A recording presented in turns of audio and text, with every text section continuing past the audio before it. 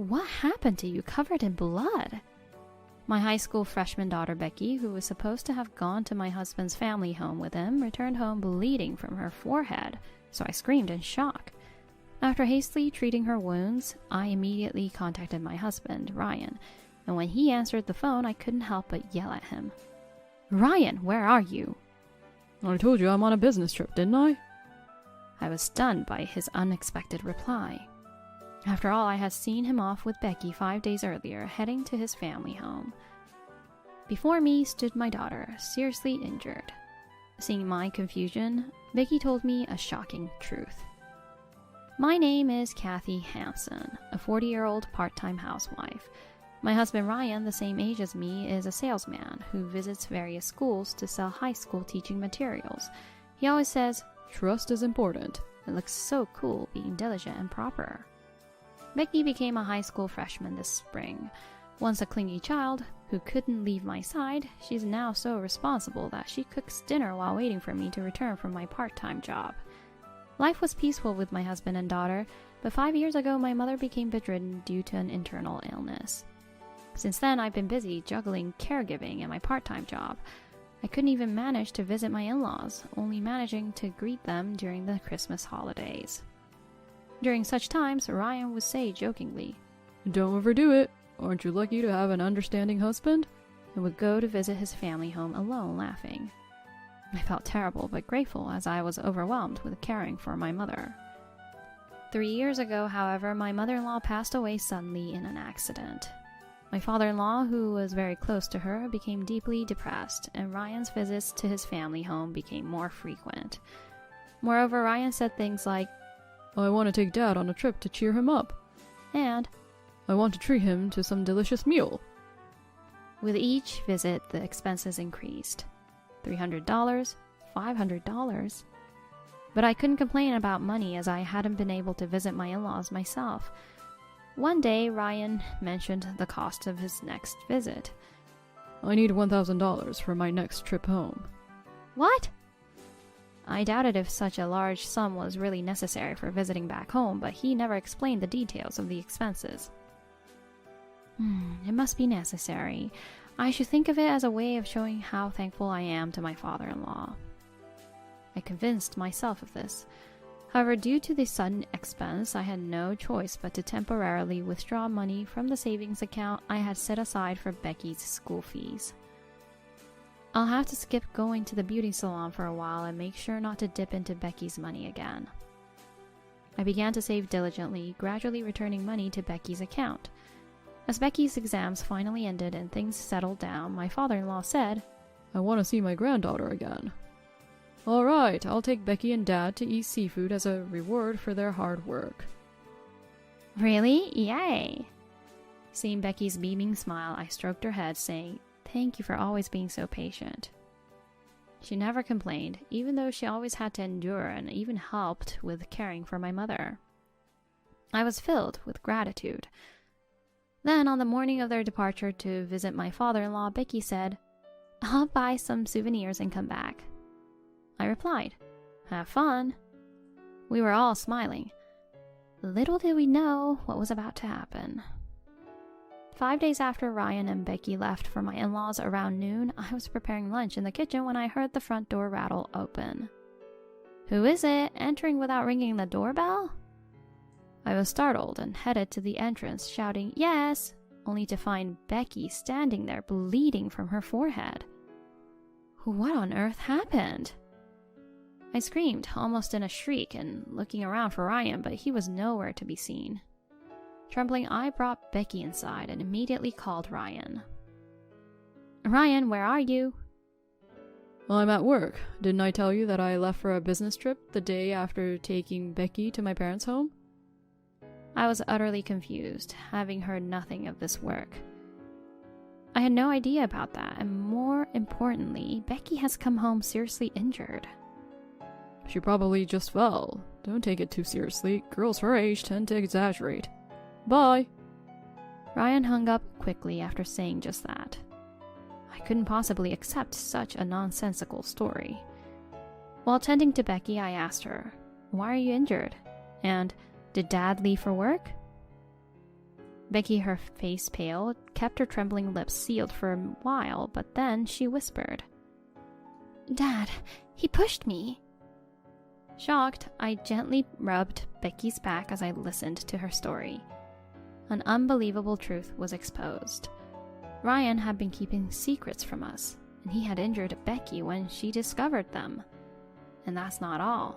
He threatened her while she was bleeding, saying, "If you tell anyone about this, next time it won't just be an injury." Vicky had managed to escape from my in-laws' house when Ryan hesitated as my father-in-law returned back home.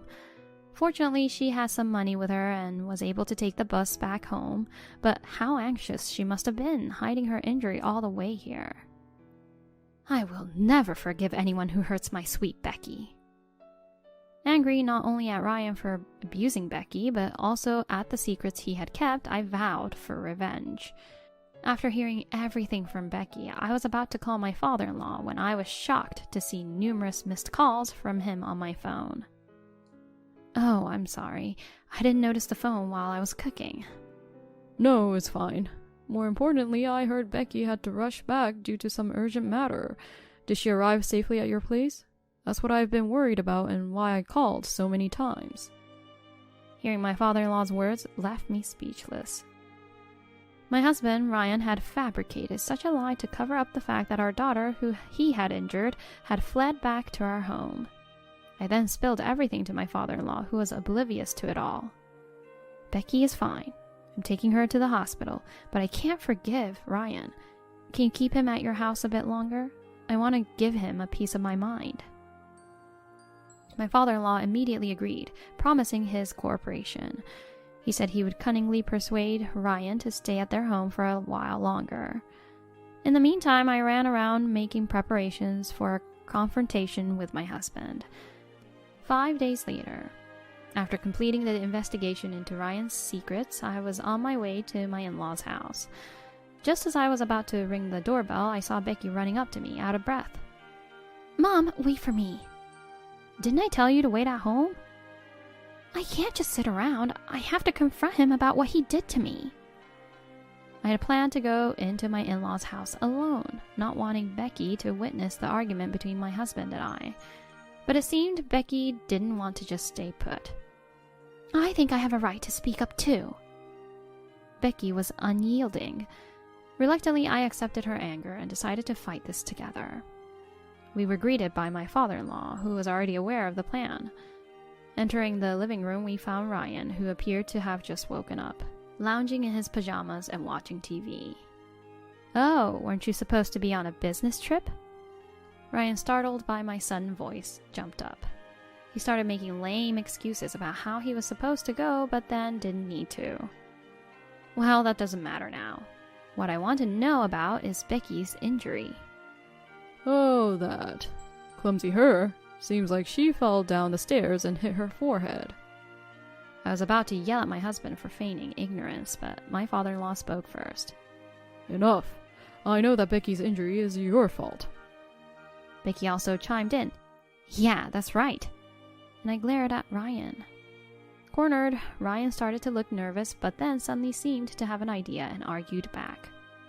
"As if you have the right to talk. You never visited my parents, but I was the one taking care of them." Ryan, smug and grinning, thought I wouldn't be able to say anything. Indeed, I had kept quiet before, thinking he was right. But after hearing Becky's story, I knew Ryan's words were full of lies. "Oh, really? Leaving all the housework to your daughter and not spending time with your father is called taking care of the family?" "Yeah, ever since you brought me here, you've been lazing around at home." "Shut up. This is just a one-time thing. I'm usually the one working hard." Watching Ryan boast, I pulled out my father-in-law's account of household expenses that I had previously obtained. It detailed not only the money in and out, but also how Ryan spent his time at his parents' house. Let me tell you what's written here. June 10th gave Ryan $200 for transportation. He lazed around all day as usual, went out at night, and returned in the morning. Food expenses increased because of Ryan's presence. I calmly read out the details. According to this, every time Ryan visited, he lied about me not giving him transportation money and received cash from his father. Taking advantage of my absence, Ryan had painted me as a stingy evil wife to gain sympathy from his father. How can you not be ashamed of mooching off your parents at your age? And getting all sorts of help too. I felt sorry for him, thinking he didn't have any money, and tried to help out. All that was a lie too. Cornered by our accusations, Ryan fell silent, at a loss for words. What have you been using all that money for, I wonder? Well... No need to say anything. You're probably just thinking up another pathetic lie. Ignoring Ryan's mumbling, I presented a photo in front of him. You needed so much money because you were splurging at places like this, right? How do you know about this place? The photo showed Ryan entering a gentleman's club. Surprised that I knew about it, the color drained from his face. The secret that Becky had discovered while Ryan was visiting his parents was this. She thought Ryan was diligently caring for his father, but he was actually going out at night and returning in the morning. Suspicious, she secretly investigated and installed an app on his phone to track his location. After he left, she checked his whereabouts on a computer, always finding him at the same place. Researching online, Becky found out it was a gentleman's club. Shocked, she was about to call me when Ryan returned home. He found her researching the location and the club on the computer and, in a fit of rage, pushed her. Becky hit her head on the corner of a dresser, causing the bleeding. And the rest is as you know. After hearing Becky's story, I left my mother in the care of professionals for a few days and went to the club to gather evidence of Ryan's wasteful spending. And the shock I felt seeing my husband cheerfully entering the club. The money for this visit, even if temporary, was taken from Becky's school fund, and you used it for this? Dad, you're the worst. Ryan, cornered by undeniable evidence, muttered weakly. Isn't this normal for men? And looked up at his father for support. What are you talking about? Using your child's school money for your satisfaction is inexcusable for any man. I'm tired from work. Isn't it okay to have a little fun? Becky sighed in exasperation at Ryan's stubbornness. Mom, do you know what kind of place that is? Huh? Oh no, I just took the photo and left immediately. I thought so. Here, take this. Becky said this as she laid out several printed pages of the club's website on the table. Looking over them with my father-in-law, we saw that the outfits worn by the girls at the club were school uniforms. They all seemed to be adults, but it was a gentleman's club where they cosplayed in revealing school uniforms. Seeing this, I thought to myself, exposing my daughter of this age to such a world. I was filled with anger, but Becky seemed unfazed. So, Dad, you like this kind of stuff, huh? Gross. She handed the papers to Ryan with a shudder, as if the idea was repulsive. Well, you don't have to say it like that. You know, if your clients at the schools found out about your love for girls with uniforms, it could be a big problem, right? I doubt your company, which sells educational materials to schools, would want to keep an employee with such hobbies. I said this with an icy stare, and Ryan turned pale. I quickly grabbed Ryan's schedule book, which was left in his business bag, and found it easily. Looking at this, now I know all the schools you've been visiting. Maybe I should inform your clients about your wonderful hobby. Please, spare me that. I'm sorry, I went too far. I'll change my ways from now on. Realizing he couldn't escape, Ryan started trembling and knelt down. He apologized profusely, but years of frequenting those clubs and wasting money, not to mention injuring our daughter, were not forgivable. Who would believe a liar like you, Dad? I've consulted with a lawyer and I'm ready to proceed with the divorce. I'll make sure you pay back all the money you squandered on your indulgences, plus compensation. This is the end for us. But... Ryan tried to cling to Becky, but she dodged him, saying, Ew, gross! And eventually he broke down crying. We glared at him coldly, seeing how pathetic he was. Soon after, the divorce was finalized, and I demanded from Ryan the $15,000 he had squandered and $30,000 in compensation. Eventually, word of his club visits leaked to his company, and Ryan was fired. Even his father cut ties with him. and now he lives alone in a rundown house, barely making ends meet with day-to-day jobs. Unable to afford the compensation payments, he ended up borrowing money from shady lenders and now lives in fear of debt collectors. Meanwhile, I have found more time to myself after the divorce.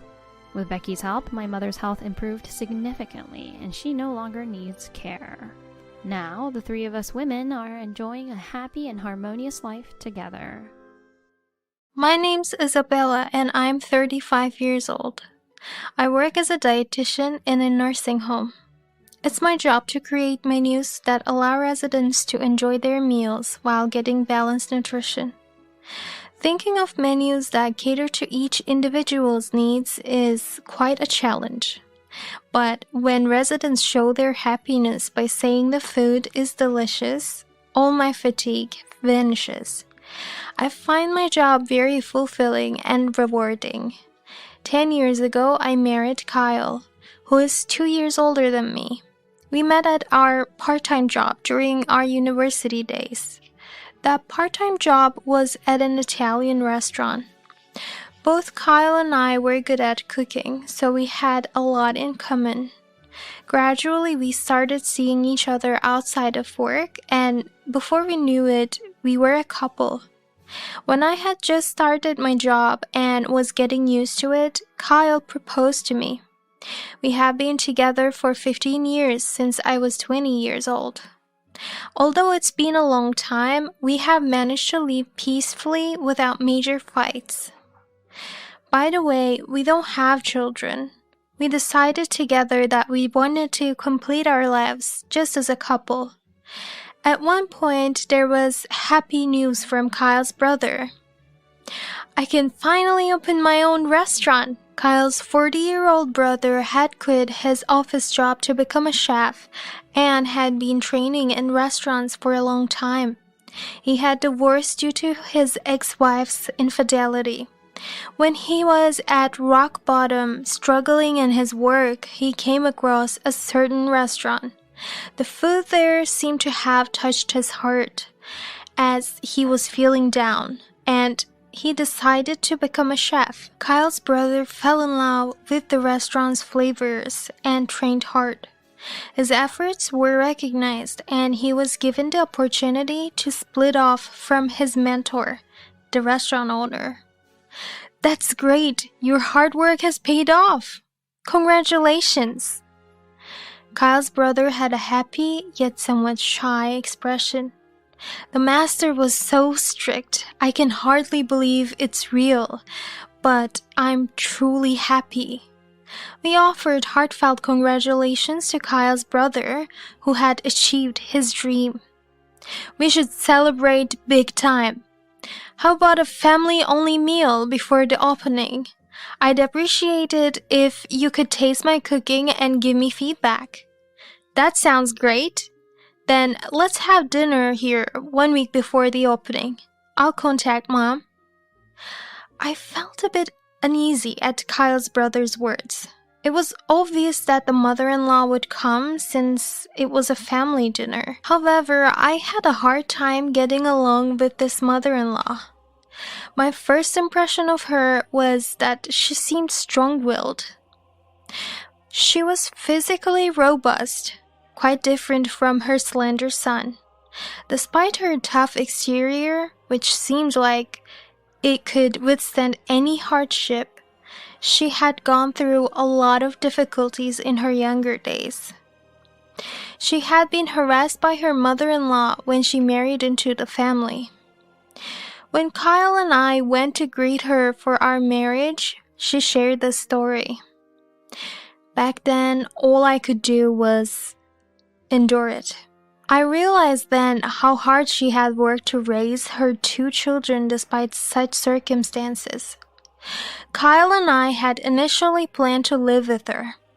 Kyle's father had passed away 10 years ago, so she was the only one living in the family home. Kyle seemed worried about his mother living alone. From what I hear from friends who live with their in-laws, it doesn't seem very pleasant. Unlike Kyle, with whom I had a relationship, Living with an unfamiliar mother-in-law seemed like it would require a lot of caution. Some of my friends have had bad experiences with living with in-laws, so I wasn't very positive about the idea.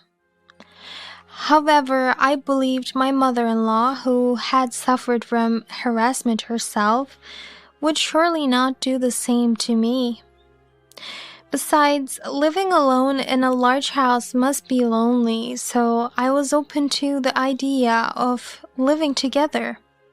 Still, there was some anxiety about living with the mother-in-law I didn't know well. Therefore, we decided to try living together for a month as a trial. However, that month completely broke my spirit. Despite saying she had suffered from harassment, she did the same to me. Even though we both worked, she imposed all the household chores on me and constantly nagged about minor things. At first, I thought I just needed to be more careful, but gradually I became irritated. Mother, since you're home longer because of your part-time job, could you please take care of some household tasks? How dare you, a mere daughter-in-law, give me orders? That one statement from her confirmed that living together was absolutely impossible for me. When I honestly discussed what she said with Kyle, he sighed and gave me a wry smile. I'm sorry, my mom is old-fashioned and often speaks without thinking. I'll talk to her. Let's just forget about living together. Kyle managed to dismiss the idea of living together by citing the distance from his workplace. Of course, the mother-in-law was reluctant, but thanks to Kyle's persuasion, we were able to dissolve the living arrangement without issues. After that, we only visited the in-laws' house during Thanksgiving or Christmas. Even though we seldom met, the mother-in-law seemed to view me as an adversary. I felt awkward facing her. Then came the day of the dinner. We prepared a wonderful interior decoration as a celebration for Kyle's brother's restaurant. It was chosen to match the ambience of his restaurant, taking considerable time to select. I was excited until we arrived at the restaurant. However, at the entrance stood a woman in a commanding pose. "Mom, what are you doing here?" It was unmistakably the mother-in-law. When Kyle called out to her, she waved cheerfully. "Mother, long time no see." When I spoke, her expression instantly turned stern, and she gestured for me to leave. "Today is a family-only meal, right? Why is Isabella here? Outsiders are not allowed." She insisted almost forcibly that I should leave alone. Despite being treated harshly, I believed that marrying Kyle made his mother part of my family. However, she saw me as an outsider. Shocked by this realization, I was at a loss for words. "Mom, what are you saying? Isabella is family too." "No, she's not. Isabella is just a daughter-in-law, not family." Despite Kyle's desperate defense, the mother-in-law kept hurling cold words. "I'll go home. Please enjoy the family dinner." Unable to bear it anymore, I left the restaurant, entrusting the interior decoration to Kyle. "Wait, Isabella!" "I'm sorry, but I can't celebrate properly in this mood." I felt sorry for leaving Kyle like that, but I couldn't forgive the mother-in-law's words. My sadness gradually turned to anger, and I decided to make a phone call. "Hello, what are you doing now?" I decided to take revenge on the mother-in-law who drove me out alone. Meanwhile, the mother-in-law boasted to Kyle's brother, "I've driven the daughter-in-law away, so now we can celebrate with family in peace." "What? Isabella left?" What's the matter? Do you have a complaint? Complaint? No, but wasn't that unnecessary? Mom, you've always been like this. Seeing the brothers' dismay, Kyle couldn't hide his panic. This is bad, brother. Don't you know Isabella's maiden name? Huh? Her maiden name? I don't know it. Isabella's maiden name is O'Neill, the same as your master's. Upon hearing this, Kyle's brother stiffens. No way. The master's only daughter? Yes, that's Isabella. What do you mean? Kyle's brother starts sweating and his face turns pale. The mother-in-law looks confused, not understanding the situation. We need to call Isabella back quickly. I'll call her right now. Kyle hurriedly phones me. Hello, Isabella. Mom was wrong earlier. Please come back to the restaurant. Alright, I'll be there soon. At that moment, there's a knock at the restaurant's door. Hey, are you there? It's me. Open up. Kyle's brother immediately recognizes the voice. Realizing he's done something bad, he slowly opens the door with a pale face. Master, I heard the story from Isabella. I raised you to be better than this. Driving out my daughter like that? The mother-in-law, still not understanding the situation, appears behind the disheartened brother. Oh, who are you? This restaurant isn't open yet. Hello, I'm Isabella's father, and also his master. I decided to split the curtain with him, but with a mother-in-law like this? Hearing this, the mother-in-law turns pale, finally realizing the situation. When Kyle and I married, we were both busy, so there was no meeting between our families or a wedding ceremony. Thus, this was the first time my father and the mother-in-law met. Neither the mother-in-law nor Kyle's brother knew that my father was their master.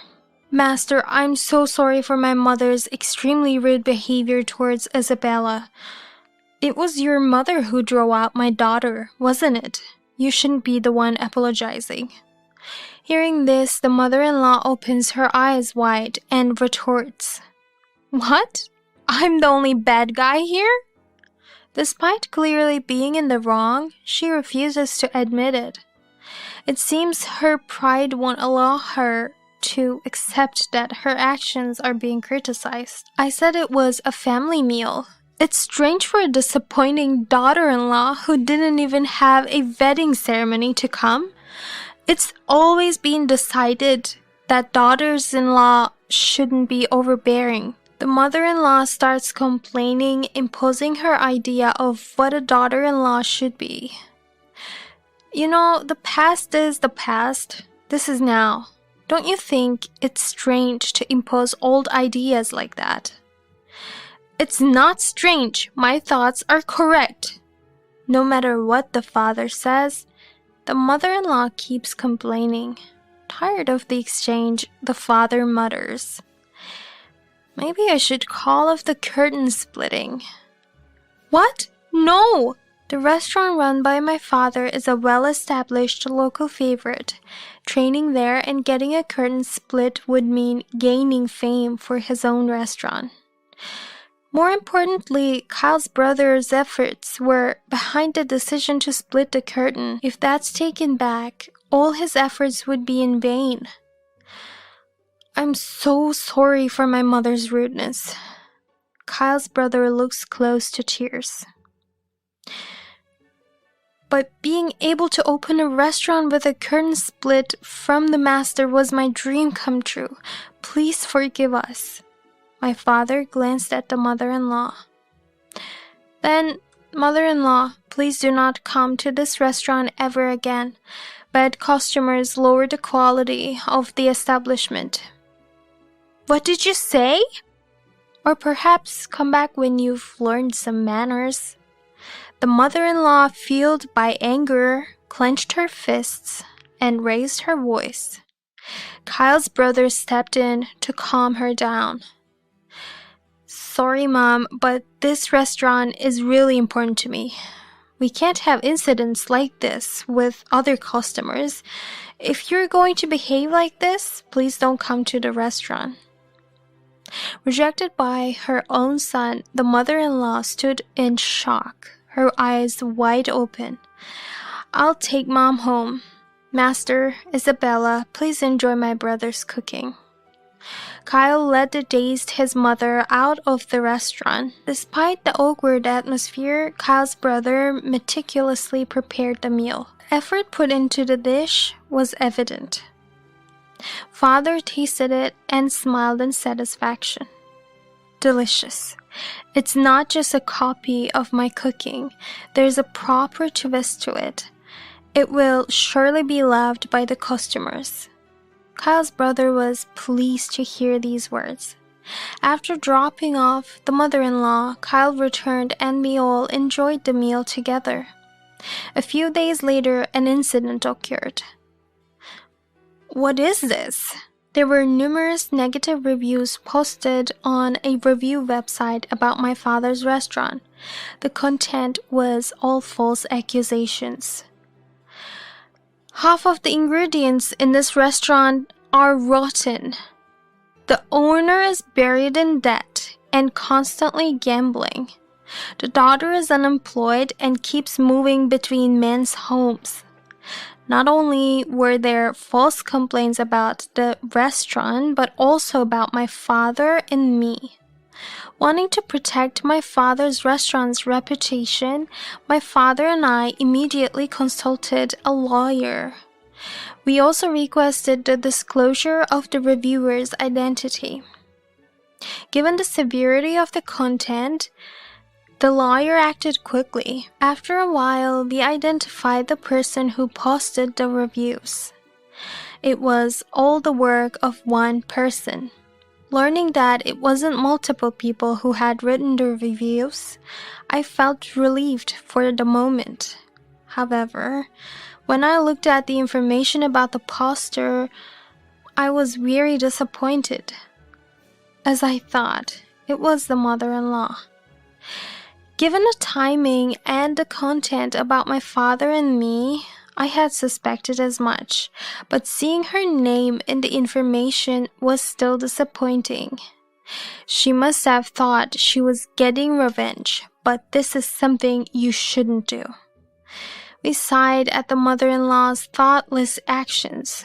My father and I decided to proceed with consulting the lawyer and claim damages from the mother-in-law. When the mother-in-law received the demand for damages, she was furious and suddenly showed up at our house. On the intercom screen, the mother-in-law looked furious, sensing danger I couldn't face her. Kyle went out to talk to her instead. "Isn't Isabella here? I'll listen to what you have to say, but even if she were here, I couldn't let you see her in your current state. I received a letter about paying damages from Isabella. There's no way I can pay this kind of money." The mother-in-law seemed to be in a panic, raising her voice. "Please stop. You're disturbing the neighbors. You did something wrong, so it can't be helped. It's all because Isabella and her family did terrible things to me. I was just getting back at them. Please let me see Isabella. I can't pay this kind of money." The mother-in-law broke down, crying and crouched at the entrance. Worried about neighbors seeing this, I came out from deeper within the house. Mother, Isabella, you were here." The mother-in-law, her face a mess from tears and runny nose, looked up. "We're family, so let's just forget about all this, shall we, huh?" Despite having treated me as an outsider all this time, I thought she was conveniently forgetful. Struggling to contain my anger, I said to the mother-in-law, The amount is for the disruption caused to my father's business by those posts. If you want to show sincerity, please pay it in full. But I don't have the money. Is that so? Then let's do this. I look straight at the mother-in-law. I can't cancel the damages, but I can reduce them by half. In return, please do not cause any more trouble for my father and Kyle's brother's restaurant. Yes. Don't spread rumors to the staff or customers if you go to the restaurant. Don't write false complaints on review sites. Can you do that? Yes. If you break that promise, the full amount of damages will be claimed. Yes, I understand. Relieved by the reduced amount, the mother-in-law finally softened her expression and thanked me as she left. Since then, the mother-in-law has become quite subdued, no longer harassing me. She's been paying the damages in installments every month. Seeing her keeping her promise, I thought there was no need for further revenge. Kyle's brother's restaurant, thanks to the split curtain from my father, was bustling from day one, with hardly a moment to rest. The mother-in-law visited Kyle's brother's restaurant on weekdays when I wasn't there. She was moved to tears by his cooking for the first time. Thanks to the master teaching me, I can make delicious food. Hearing this, Kyle's brother seemed to finally realize my father's greatness. Though the mother-in-law's fundamental personality hasn't changed, she still doesn't act negatively towards the restaurant. She's now enthusiastically spreading the word about its good points. Kyle's brother's restaurant is popular among young people, and he was preparing menus targeted at them. That's when he remembered that I am a dietitian. He wanted to incorporate nutritionally balanced menus and use that as a selling point. Of course, I readily agreed and sometimes helped with menu development. The old mother-in-law would have vehemently opposed my involvement in Kyle's brother's restaurant, but now she's mellowed out, even favoring the menus developed by Kyle's brother and me. Her demeanor has brightened compared to when she treated me as an enemy. Although I had to resort to demanding damages, it seems to have been beneficial for the mother-in-law in the end. Eric is calling for you. Hurry up and come to the hospital. No, I don't want to. After all, that child is. I replied that way and looked at my son, who was studying. There's not a single reason for me to rush to the hospital for that child, who is truly someone else's. What are you saying? Just come quickly. But Alex is right in front of me, isn't he? What? Oh. With my words, it seemed that Tom finally realized who he was calling. Sorry, I thought you were Alex by mistake. Well, okay. Let's talk when you get back. About what to do next. Tom was speechless on the other end of the phone. Did he think he could keep it hidden for the past 4 years? I know everything. Jenny. Wait a minute. Ignoring Tom's plea, I hung up the phone. Well, shall we get started? I said, rolling up my sleeves and standing up. I'll make sure you regret this. My name is Jenny Parker. I'm a 49-year-old office worker. I love my job, and I've come to like it even more recently because of my promotion. If I hadn't reconnected with my husband at this company where I started as a new graduate, I probably wouldn't have been married today.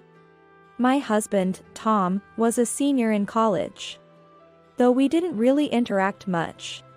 It was just that he happened to be one of the people who came to help at the freshman camp I went to during orientation. So, for a while after joining the company, I didn't remember him at all and was completely absorbed in my work. Then, at the welcome party for new employees, Tom spoke to me. And I remembered him for the first time. Weren't you in the same group as me during the college orientation? Don't you remember? What? Sorry. It's okay. I thought you were a beautiful girl since then. That's how the conversation started. And from the next day, Tom began to wave at me whenever he saw me. Gradually, this turned into bringing snacks, then lunch, and then going out together. I will definitely make you happy. I want to date you with the intention of marriage. That was his proposal, about half a year after we started going out together. By that time, I had also fallen in love with Tom and happily accepted his proposal. That's how our relationship started. We dated for about 2 years, and after meeting each other's parents, we got married. It wasn't a passionate love, but it was a peaceful and happy time. This didn't change even after our son Alex was born, rather our happiness only increased. I truly thought I was lucky to have married Tom. However, around the time Alex entered middle school, Tom's attitude began to change gradually. His transfer to a different department led to increased overtime and working on holidays. My current department is busier than yours. Even though I hadn't said anything, Tom would make such excuses, and I started to feel suspicious. However, Tom's department was indeed known to be busy with a lot of overtime. There wouldn't be any time for affairs, I thought, and shelved my doubts. But Tom coming home late created one problem. It was about taking care of Alex and the household chores. Even though a middle schooler doesn't require much attention, I didn't want to give a child who was studying hard every day at cram school just sandwiches. Reluctantly, I decided to scale back on work until Alex entered university.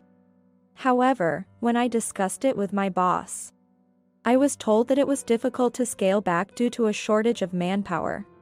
It might sound boastful, but I was competent at my job, working about twice as much as my colleagues. Therefore, if I were to step back now, it could potentially halt operations. My boss suggested introducing telework instead of reducing hours. And I was allowed to adopt a flex-time system. So, I started working from home. When I told Tom about it, he responded with a smirk and something surprising. Then, you can take care of all the household chores. I'm busy, you know. I'm working too, you know. It's okay if the share of household chores increases a bit, but doing everything is too much. I retorted, but Tom didn't listen at all. True to his word, after I started teleworking, Tom began coming home even later. Every day, Tom would come home drunk late at night, and along with the smell of alcohol, I could smell perfume on him. He must be drinking with colleagues at nightclubs, I thought, and endured it. However, one day, I found lipstick on his shirt and confronted Tom. Hold on, there's lipstick on you. Whose is it? There was a woman sitting close to me at a drinking party. It must have gotten on me then. What, are you jealous? I was just fed up and listening, who would be jealous? I cursed in my mind. Since then, even if I found lipstick on Tom's shirt, I started to ignore it. After living like this for 3 years, by the time Alex was in his 3rd year of high school, my love for Tom had completely faded, and we felt more like roommates. However, no matter how much my love faded, there were unforgivable things. It was about Alex's birthday. What? Where are you going? Just going out for a bit. No matter how busy, we always had a meal together as a family on Alex's birthday. That's why I had reserved a restaurant for this year as well. But Tom just went to the entrance alone in a hurry. Wait, today is Alex's birthday, you know? So what? It's just the day he was born, right? I was stunned by Tom's words. Tom used to value anniversaries so much. Even before we were married. He said he wanted to celebrate our children's birthdays no matter how old they got. Are you serious? Yeah, I'm serious. Oh, I see. Without looking at me, Tom quickly left. As soon as the door closed, tears started flowing. That's it, I'm getting a divorce. The words slipped out, but they were my true feelings. That day, Alex and I enjoyed a meal together, and then we stayed at my parents' house. I didn't contact Tom, but judging from the lack of phone calls or emails, he probably hadn't come back yet. A father who disregards his son's birthday and stays out without notice is better off not being around for Alex's sake. I made that decision and told my parents. They listened to my story and agreed. Since I had no intention of returning to Tom, the first step was to look for a new place. Fortunately, my income is above average. And with my department mainly working from home now, there's no inconvenience in working from my house. I looked for properties while working. Maybe it's a good idea to buy a house. While looking at a cozy little house, I felt my heart race for the first time in a while. Then one day, I decided to go see a property. Little did I know that this would accelerate the divorce proceedings with Tom. It's a nice place. And it's close to the station. The area I was looking at was near the university Alex wanted to attend. Since it takes an hour to commute from where we currently live, I thought it'd be better to live closer. Alex is working hard, studying to get into the university I attended. I didn't want to add unnecessary stress on him. We'll move after getting into the university. Thinking that, I stopped by a nearby shopping mall. Hey. Wait up. What? I instinctively hid when I heard Tom's voice. In front of me, Tom was waving at someone. When I shifted my gaze, I almost exclaimed out loud. Daddy. Hurry, hurry. Hurry up. A woman I recognized and a boy about 4 years old. There, running up to them and smiling gently, was Tom. It was clearly the picture of a happy family enjoying their weekend. I see. The period when Tom became cold and stopped coming home, and the boy's age matched up. That means the boy is Tom's child, and the woman is his mistress. I couldn't stop my dry laughter. The love was long gone, but somewhere, I must have still believed there was no affair. However, as Alex's mother, I couldn't afford to be shocked and stand still. I took a photo of the three and left the shopping mall. While on the train, I searched for a detective agency. Then, I visited an office near our house. I have someone I want you to investigate. One is my husband, Tom, and the other is. I gave the detective the names and the photo I had taken earlier. Then, I went home and did my usual housework. Mom, what's wrong? You look pale. What? Oh, I'm just a little tired. Don't push yourself. I can help too. What are you saying? You're a student. It's okay. I couldn't worry Alex. I spent my days smiling and acting bravely. This isn't just about divorce. I will definitely get revenge on them. I harbored a rage I had never felt before. Weeks later, the detective contacted me. The report was ready with all the information. I went to the detective's office and reviewed the documents. As expected, the boy I saw was Tom's child, and he had even acknowledged him. This was the worst. I was distraught. But looking at another set of documents the detective handed me, I felt a bit of hope. I would bring them down after Alex got into university. I made up my mind and took the documents home. Months passed, and I had the detective follow Tom and his mistress. It cost money, but that didn't matter. It would just add to the compensation during the divorce. Tom didn't seem to hide his affair, taking his mistress and child out everywhere. It turned out that the shopping mall visit was just by chance. And the mistress's house was just a few minutes' walk from our home. Moreover, the house was registered under Tom's name. To think he would house his mistress so close, it felt like he was mocking me and Alex. Unforgivable. I couldn't help but say it out loud. I will definitely make them kneel down in front of me and Alex. With that resolve, I started planning. The execution would be after Alex's acceptance announcement. With that as my goal, I began collecting evidence bit by bit. And finally, on the day of Alex's acceptance announcement, Alex was studying in the living room but also kept glancing at the computer. I watched over him nervously. It should be soon. My heart was pounding when the phone rang. I hurriedly pressed the call button. It was Tom on the other end. "Eric is calling for you. Hurry up and come to the hospital." "No, I don't want to. After all, that child is." I replied that way and looked at my son, who was studying. There's not a single reason for me to rush to the hospital for that child, who is truly someone else's. "What are you saying?" "Just come quickly." "But Alex is right in front of me, isn't he?" "What?" "Oh." With my words, it seemed that Tom finally realized who he was calling. "Sorry, I thought you were Alex by mistake." "Well, okay. Let's talk when you get back." "About what to do next?" Tom was speechless on the other end of the phone. Did he think he could keep it hidden for the past 4 years? "I know everything." "Jenny." "Wait a minute." Ignoring Tom's plea, I hung up the phone. "Well, shall we get started?" I said, rolling up my sleeves and standing up. "I'll make sure you regret this." Right after hanging up the phone from Tom, Alex turned to me with a smile. "Mom. I did it. I passed."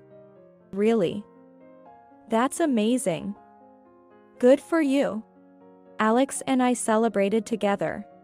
Then, after a moment of joy, Alex suddenly became serious and spoke up. "I'm old enough to not need a father anymore since I've got into university. So, you should divorce him."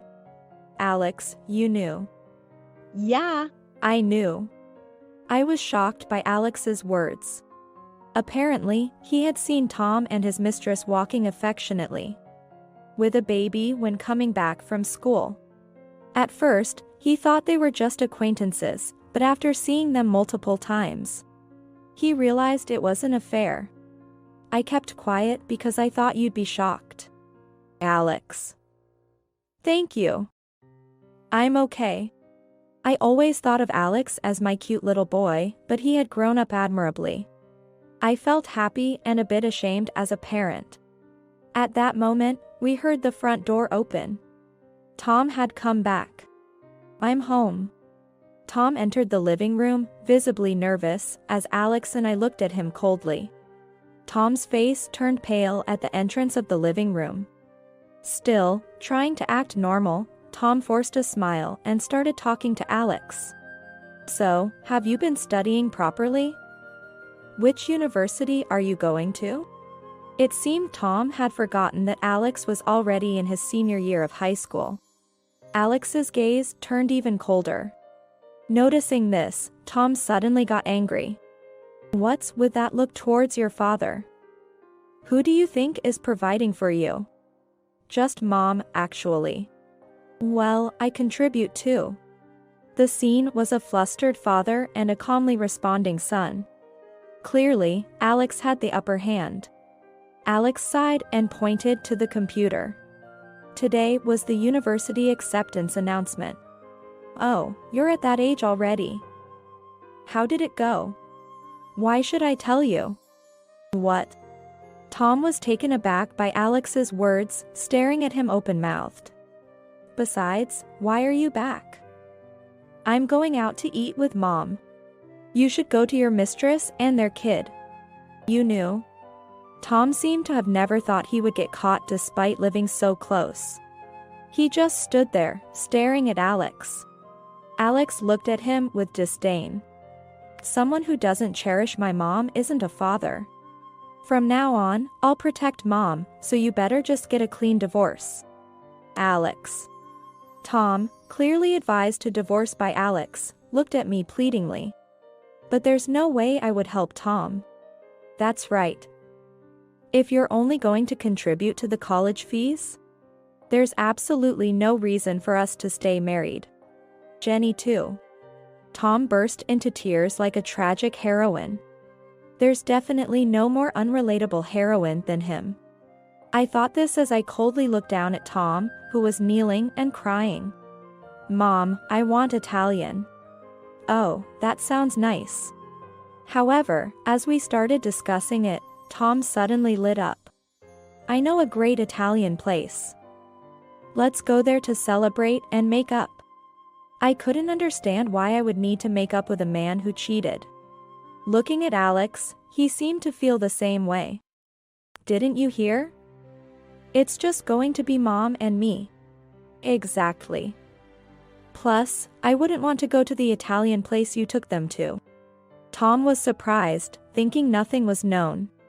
I had learned from the detective where Tom and his group frequented. So, I knew exactly where that Italian place was and its name. Why should I have to settle for leftovers from your affair for my son's celebration? It's bad luck and I don't like it. At my words, Tom's face twisted in annoyance. Still, he had no intention of taking back what he said. Then, turning red with anger, Tom glared at me and started yelling. It's because of your attitude that he's cold towards me. You're the one who raised him wrong. Who do you think raised him? Tom pointed at Alex as he said this, but I just gave him an even colder look. That would be me, wouldn't it?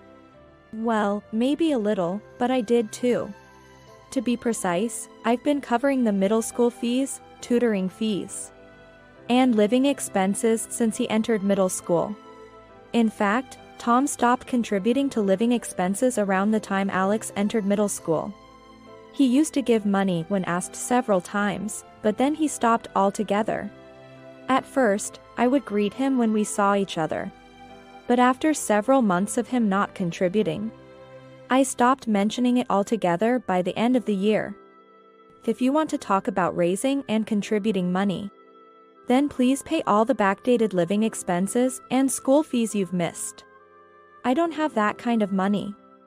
Well, you seem to be living quite luxuriously. I took an envelope from the drawer and handed it to Tom. Inside was Tom's bank transaction history.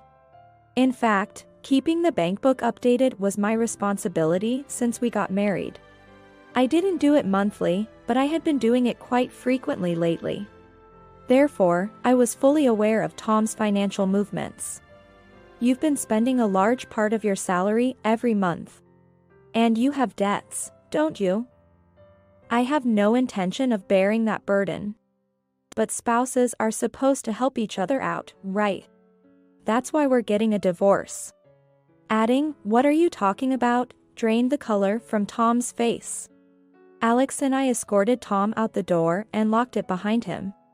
Well then, goodbye. Wait. I can't get back in the house. I avoided the clinging Tom and got into the car. Then, Alex, smiling brightly, approached Tom. You're in the way of the car, move. How can you say such things to your father? That's because I don't have a father. Hey. With a smile, Alex said, goodbye, and got into the car. Ignoring the stunned Tom, I started the car and headed to the Italian restaurant. Days passed, and Tom didn't show up. There was a lot to do with the divorce proceedings and property division. But work was my priority for now. That's what I was thinking when I sat down at the computer. Excuse me. Without ringing the bell, a high-pitched voice came from the courtyard. Hello. I know you're there. Come out, please. I stood up from my seat, already knowing who the visitor was. Please don't raise your voice. It's a nuisance to the neighbors. Well, if Jenny had come out sooner, I wouldn't have had to. The woman speaking so unabashedly was Lucy, someone I trained during new hire orientation, and Tom's mistress. She was supposed to be at work today. What about your job? I took a day off today. I couldn't talk to Jenny though. Twirling her hair around her finger, Lucy had a triumphant look on her face. I'll be taking Tom from you. You don't deserve him. Besides, I'm pregnant with our second child. Making her own sound effects, Lucy rubbed her stomach. I just held my head in my hands. You're completely unaware of Tom's financial situation, aren't you? What? Lucy looked puzzled. I showed her Tom's bankbook that I had shown Tom earlier. Lucy looked through it and then burst out laughing. Stop joking, Jenny. I know he's saved up a lot more. What do you mean? When I asked, clueless, Lucy continued to giggle and then dropped a bombshell. Tom said after the divorce, he'd give the house to Lucy. And I'd get a lot from the property division. So that's what it was. I understood now. But Tom had forgotten something crucial. I laid out the truth to Lucy. Unfortunately, this house is in my name. Plus, since he hasn't contributed to living expenses, and there's the affair, the divorce will be due to his fault. No property division, and he'll owe compensation. What? Lucy froze, unable to comprehend, and then started muttering quietly.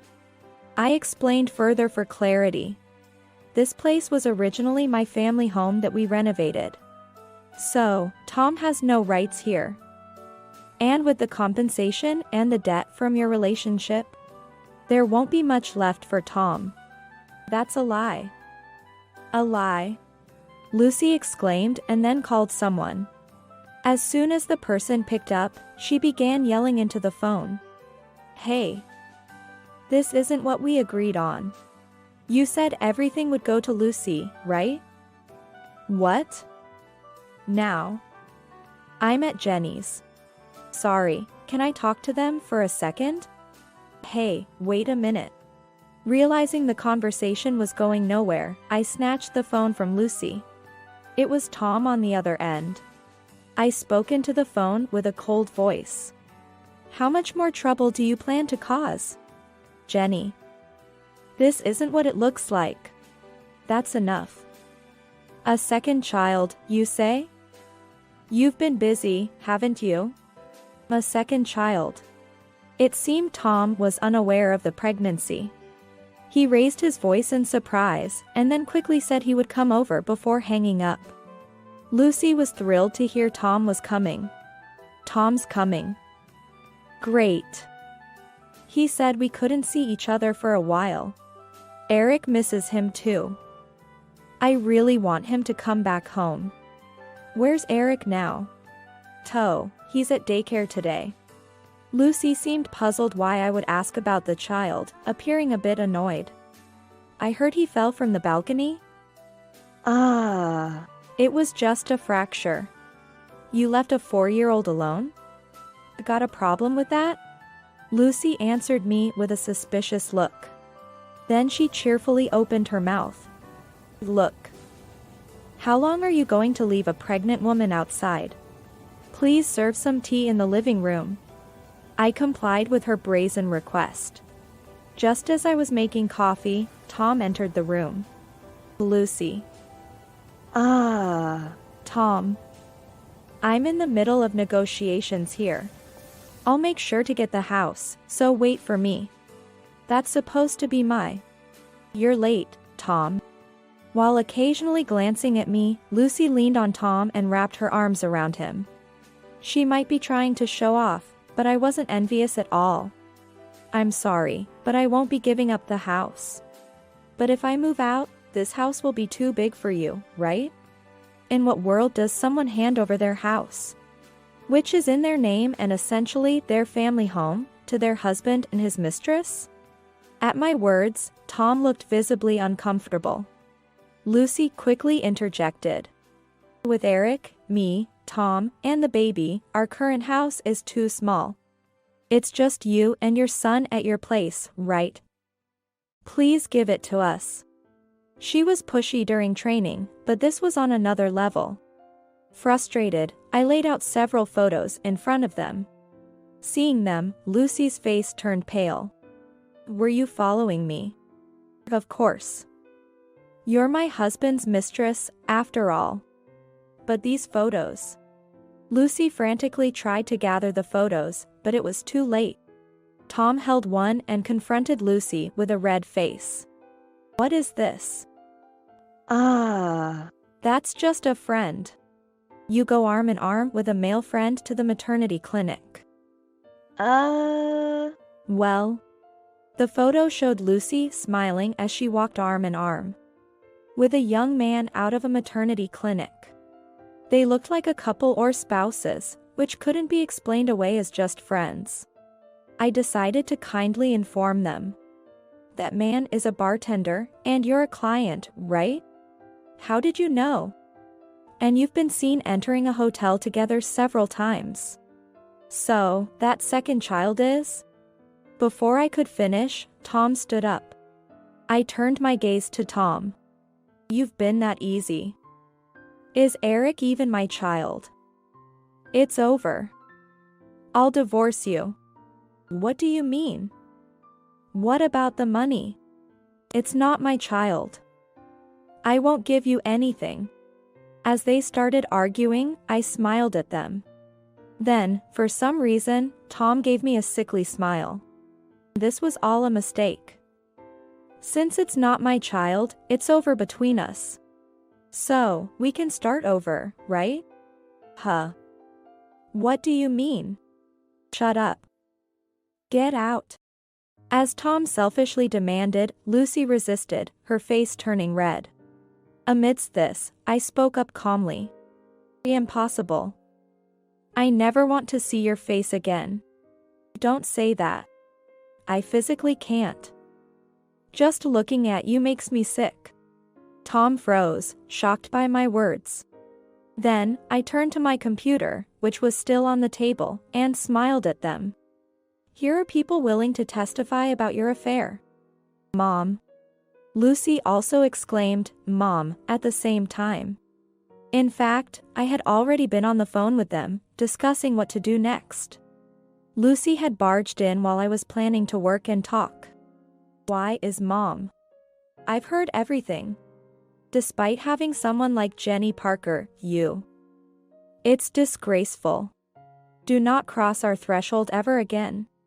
But, after being firmly declared cut off, Tom, perhaps lacking the energy to argue for reconciliation, staggered out of the room.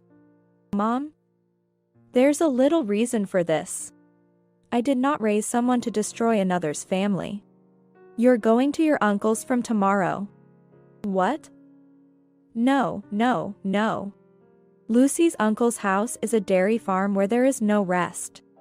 And because of the intense male chauvinism, women are not allowed to rest and are almost always standing, except when sleeping. It seems harsh to send her there, but part of me feels it serves her right. Lucy ended up crying on the spot, and her mother had to come pick her up. Once everyone had left and silence returned, it was already evening, and I sighed in relief.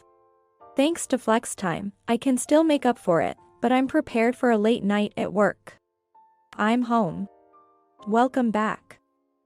Hey, want some pasta? Sounds good. Where shall we go? Watching Alex start looking for a restaurant as soon as he got back, I realized everything had finally come to an end. Later, Tom and I divorced through a lawyer. It seems Tom has also broken up with Lucy. Tom's parents apologized profusely, making me feel somewhat guilty. I said I wanted to continue our relationship because they had been very helpful. And they were overjoyed, crying. Tom paid me compensation for the affair and half of the college expenses. He seems to have taken on more debt recently, and no one has seen him. I've already received everything in one lump sum. So whatever happens to him now is none of my concern. It may sound cold, but that's genuinely how I feel. Lucy was forcibly taken to her uncle's by her mother's orders.